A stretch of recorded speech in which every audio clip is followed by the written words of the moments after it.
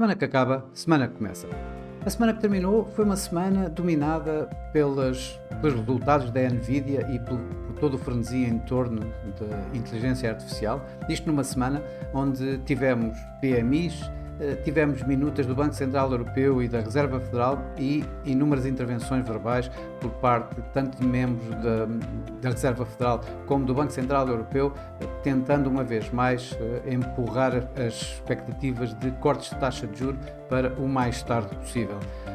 Começámos logo com uma surpresa, logo no início da semana, com o Banco Popular da China, o Banco Central Chinês, a cortar a sua taxa de referência,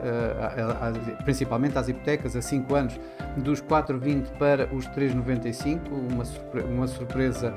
na medida em que o mercado esperaria algum corte bastante mais modesto, entre os 10 e os 15 pontos, e não os 25 pontos. E também tivemos o Banco Central Turco, que manteve a sua taxa de juros nos 45%, mas de facto foram, em termos de bancos centrais, quantidade bastante elevada de várias vozes no Banco Central Europeu e na Reserva Federal que se fizeram sentir mais durante toda a semana. No Banco Central Europeu as opiniões continuam a divergir, desde os mais doves, os mais brandos na política monetária, deixarem ainda em aberto a possibilidade de se pensar num corte de taxas de juros em março, até outros que colocam inclusive a possibilidade de não haver qualquer corte de taxas de juros este ano. No entanto, a grande maioria, digamos que apontará para um corte de taxas de juros por parte do Banco Central Europeu, algures no verão. Já por parte da Reserva Federal, os discursos parecem bastante mais uníssonos, ou seja, todos eles acabam por dizer que a probabilidade de termos o corte de taxa de juros este ano é bastante elevada, que o próximo movimento da Reserva Federal será mesmo um corte de taxa de juros. No entanto, ainda não se sentem confiantes e querem ver mais dados para que possam ver para quando a próxima subida de taxa de juros, sendo que o mercado começa já a apontar essa mesma subida também para junho ou mesmo julho. As minutas dos bancos centrais, tanto na Europa como nos Estados Unidos, deram exatamente aquilo que já nós esperávamos anteriormente, ou seja, reiteram todas as palavras ou confirmam todas as palavras que nós temos ouvido por parte dos membros tanto da Reserva Federal como do Banco Central Europeu, ou seja, que há tempo para cortar taxas de juros, que ambos precisam ter mais dados e mais confiança para que esses cortes comecem a ser feitos e retiram, digamos, de alguma forma, qualquer corte de taxas nestas próximas reuniões, tanto em março como em abril. Nos dados económicos, tivemos essencialmente os tais PMIs, como já referi anteriormente, que saíram de alguma forma em linha com o esperado. Os PMIs nos Estados Unidos recuaram um pouco, mas ainda assim continuam com o PMI de serviços, inclusive acima da linha de expansão, ou seja, em expansão. Já na Europa, os PMIs manufatureiros desiludiram um pouco, mas isso também era esperado pelo próprio mercado, enquanto os PMIs de serviço voltaram à linha de 50, aqui em território já, no início do território de expansão, o que também, uma vez mais, coloca mais dificuldade, digamos, ao Banco Central Europeu para qualquer corte de taxa de juros de forma mais iminente. Mas de facto foram os resultados da Nvidia que acabaram por fazer o maior ruído, digamos, esta semana nos mercados, com resultados acima do esperado, em que levaram a Nvidia num só dia a ganhar 16% em mercado e elevar a sua capitalização bolsista num dia em cerca de 277 mil milhões de dólares.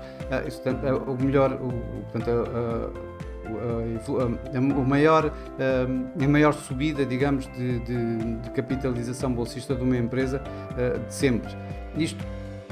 nos Estados Unidos. E claro que isto catapultou todos os mercados acionistas, que acabaram por terminar a semana, fizeram uma semana em alta, grande parte deles em máximos de sempre, e outros em máximos que, como é o caso do Nikkei, que superou o máximo de 1989, terminou a semana a ganhar cerca de 1,6%. O SP500 terminou a semana também a ganhar à volta de 1,65%, terminando acima dos 5.000 pontos e registando uma vez mais novos máximos históricos. O mesmo aconteceu com o Eurostoxx 50 na Europa, em que também fez novos máximos históricos e que esta semana ganhou mais cerca de 2,2%. Por cá, o PSI20 terminou mais modestamente, com ganhos mais modestos, 0,68%, portanto à volta dos 0,7%, isto quando ajudado, digamos, por uma Mota-Engil que ganhou cerca de 4,4% e com perdas da EDP Renováveis em torno um pouco menos de 6%. No mercado cambial, o carry trade, digamos, continua, a evolução dos mercados em termos de risco continua bastante positivo, e isso acabou por levar divisas como o Yen e o franco suíço novamente a perdas, com o Yen a fazer perdas inclusive em mínimos deste ano, e por outro lado em ganhos tiveram divisas como o dólar australiano ou o dólar neozelandês. Aliás, neste gráfico esta semana trago mesmo o NZD dólar, que foi o par que mais se distinguiu pela positiva, com ganhos do NZD e perdas de alguma forma do dólar, que esta semana registrou ligeiras perdas. O euro-dólar, que começou a semana ligeiramente ali abaixo dos 1,08, terminou esta semana um pouco acima dos 1,08, 1,0820, à volta disso, depois de ter mesmo feito um máximo destas últimas semanas, quase a 1,09, ali nos 1,0888, 1,0890, e isso acabou por se espelhar um pouco o que sucedeu, ou seja, alguns ganhos do euro resultantes um pouco do sentimento de risco dos mercados, do sentimento positivo de risco dos mercados, e por outro lado a pressão exercida exatamente no próprio dólar norte-americano, numa situação dos mercados acionistas. No mercado de commodities, as coisas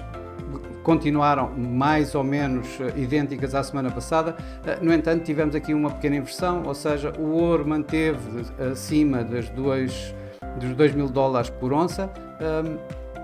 e ganhou esta semana mesmo cerca de 1%, ligeiramente acima de 1%. Já o petróleo, a continuação de pressões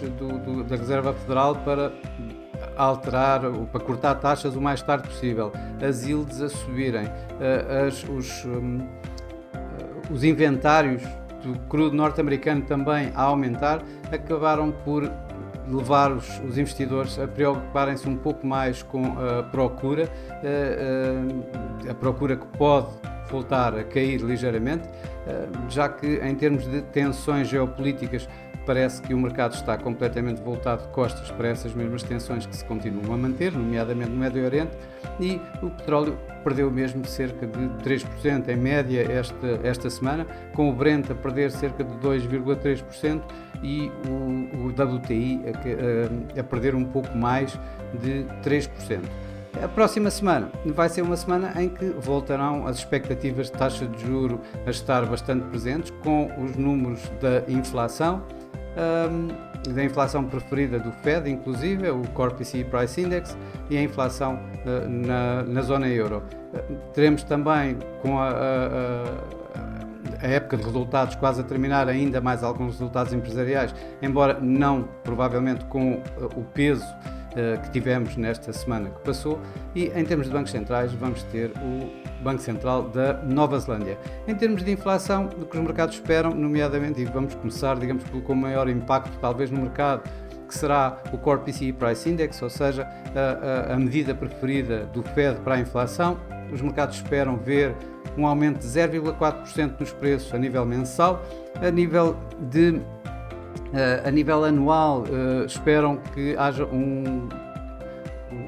um ligeiro abrandamento da inflação de 2,6% para 2,4%, e vão estar também ainda atentos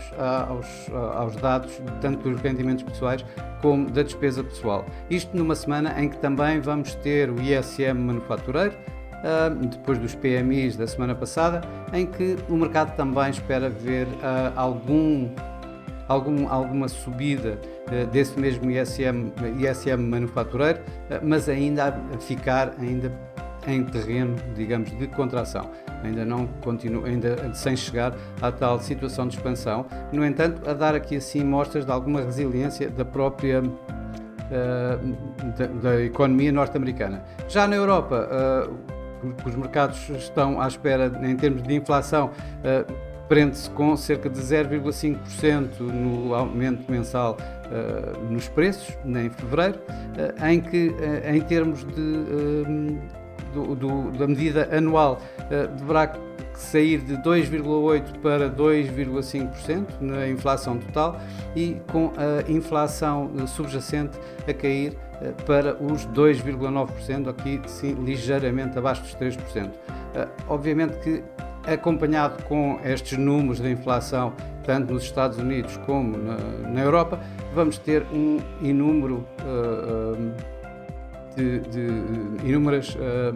intervenções verbais, uma vez mais, tanto por parte dos membros do Banco Central Europeu como da Reserva Federal, que provavelmente vão continuar, digamos, a tentar protelar